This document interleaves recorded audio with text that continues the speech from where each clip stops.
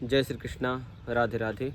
आइए आज हम जानते हैं कि भगवान का नाम लेने से पाप कैसे नष्ट होते हैं। सबसे पहले यह जानते हैं कि पाप है क्या। पाप कोई वस्तु नहीं है। अगर हम शास्त्र निषिद्ध आचरण करते हैं तो वही पाप बनते हैं। जो हमारे शास्त्रों ने बताया है हम उसके अनुसार नहीं चलते तो वही पाप बनते हैं। पाप कोई वस्तु नहीं है। पाप एक निकृष्ट वस्तु है। निकृष्ट वस्तु बलवान हो सकती है पर उसके अंदर ताकत नहीं होती।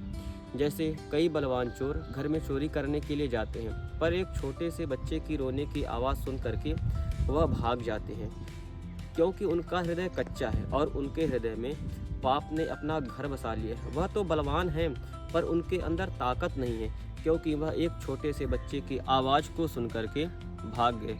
पाप तो हमेशा भागना चाहते हैं पर व्यक्ति उनको अपने हृदय से नहीं निकालना चाहते। जहाँ पर कथा होता है, सत्संग होता है, भगवान का कीर्तन होता है, वहाँ पर पाप कैसे ही रह सकते हैं। पर कुछ व्यक्ति पाप को छोड़ना नहीं चाहते। वह पाप को क्यों नहीं छोड़ना चाहते? क्या उनसे कोई पाप को फायदा होता है या उनको जब उनके हृदय में पाप रहता है उनको कोई सुख प्रदान होता है? कई लोग ऐसा संकल्प करते हैं कि हम चाहे कुछ भी कर लें हमारे हृदय से पाप नहीं निकल सकता।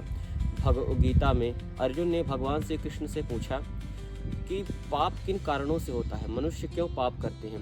तो भगवान श्री कृष्ण कहते हैं कि मनुष्य पाप दो कारणों से करता है। जब उसके हृदय में काम और क्रोध हो तभी व्यक्ति पाप करता है। उसके हृदय में पाप हमेशा घर बना लेता है जिसके हृदय में काम और क्रोध है। पाप को मिटाने के लिए भगवान का नाम लेना अति आवश्यक है, क्योंकि पाप का बाप है भगवान का नाम। अगर भगवान का नाम हमने ले लिया तो पुत्र तो अपने आप ही भाग जाएगा।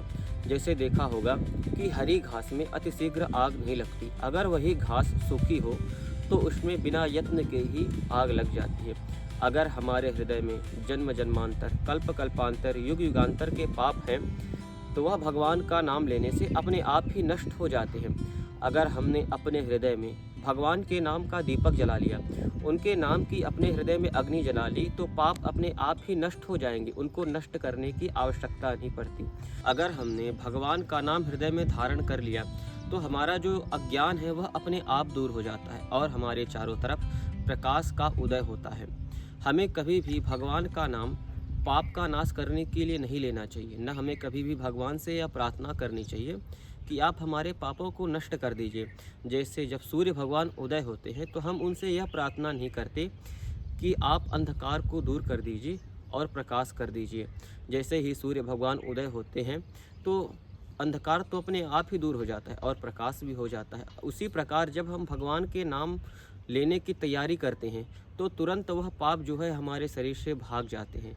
भगवान का नाम लेने से हमारे हृदय में कभी भी पाप रह ही नहीं सकते। अगर वीडियो अच्छी लगी हो तो इसको लाइक, कमेंट, सब्सक्राइब अवश्य करें।